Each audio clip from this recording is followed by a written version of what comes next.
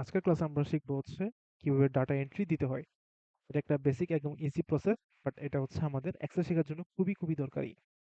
So আমি সামনে হচ্ছে একটা ওয়ার্কশিট দেখতে পাচ্ছি এবং ওয়ার্কশিটটা একটু জুম ইন করা আছে। সো আমরা জুম ইন বা জুম আউট করার জন্য আমরা জাস্ট একদম রাইট সাইডে নিচের কর্নারে দেখবো একটা প্লাস একটা মাইনাস সাইন আছে। সো আমরা যদি প্লাস সাইনে ক্লিক করতে থাকি এটা জুম ইন হতে থাকবে, এবং মাইনাস সাইনে ক্লিক করলে এটা জুম আউট হতে থাকবে।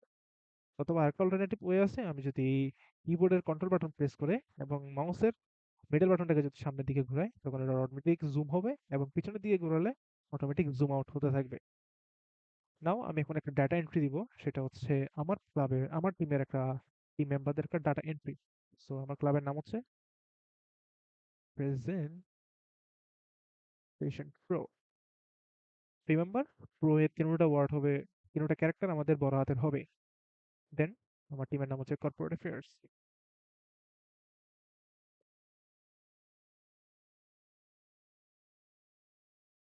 দেন আমার এখানে আছে হচ্ছে হেড, সাব এক্সিকিউটিভ এবং অ্যাসোসিয়েট। আমি সবগুলো এন্ট্রি আস্তে আস্তে দিচ্ছি। নাও আমাদের ডাটা এন্ট্রি দেওয়া শেষ। এখন এখানে আমরা কি দেখতেছি?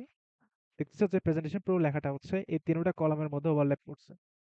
তো সেক্ষেত্রে হচ্ছে আমি এই প্রেজেন্টেশন প্রো লেখাটাকে যদি তিন কলামের মধ্যে আনতে চাই তখন জাস্ট কি করব, এই লেখাটাকে জাস্ট ড্র্যাগ করে তিনটা কলামের মধ্যে রাখবো, এবং এই অপশনটা যেটা আছে সেটা হচ্ছে মার্জিন সেন্টার।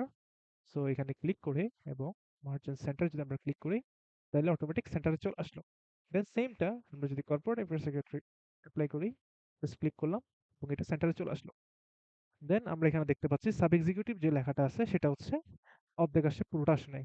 আমরা এখানে সেটা দেখতে পাচ্ছি যে ফরম্যাট বারে সাব এক্সিকিউটিভ লেখাটা পুরোটা আসছে, কিন্তু এখানে আসলো না। সেক্ষেত্রে আমরা কি করব, আমরা একদম কলামের উপর যাব, কলামের উপর গিয়ে একদম রাইট সাইডে যে অ্যারো চিহ্ন আছে এই অ্যারো চিহ্নটার উপর ডাবল ক্লিক করব।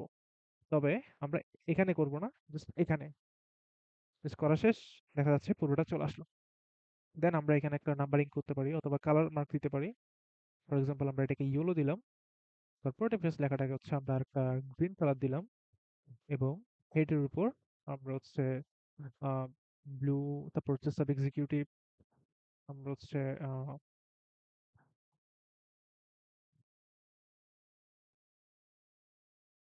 তো আমরা এসব কালার দিয়ে সাজালাম।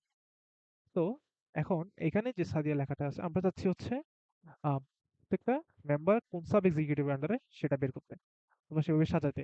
সো আমরা কি করব, এখানে যেহেতু এই সাদিয়া লেখাটা উপরে আছে, সো আমরা কি করব, মাউসের যখন এই সাদিয়া লেখাটার উপর এখানে যে অ্যারো চিহ্নটা আসছে এটা ক্লিক করে সুন্দর করে ড্র্যাগ করে ওর মেম্বারদের আশেপাশে নিয়ে আসবো।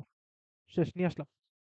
এখন এখানে যে সাজিদুল লেখাটা আছে ওর আন্ডারে যদি আমরা সেট দিতে চাই তাহলে আমরা সেম কাজ করব, দিয়ে পুরো জায়গাটা ড্র্যাগ করব এবং মার্জিন এন্ড সেন্টার যেটা আছে, মার্জ অথবা সেন্টার, এটাতে ক্লিক করব। সো এটা এখানে চলে আসলো। এখন এটা দেখা যাচ্ছে কি এটা একদম নিচে আছে। সো এটাকে যদি মাঝখানে আনতে যাই তখন হচ্ছে আমরা এই জায়গাটা যেখানে দেখা যাচ্ছে উপরে টুল বারে, সো আমরা এখানে এটা ক্লিক করে সেন্টারের জায়গাটা ক্লিক করে সেন্টারে চলে আসলো। সেম জিনিসটা আমরা যদি সাদিয়ার ক্ষেত্রে অ্যাপ্লাই করি, same merge and centre, and এটা যদি সেন্টারে ক্লিক করি চলে আসলো।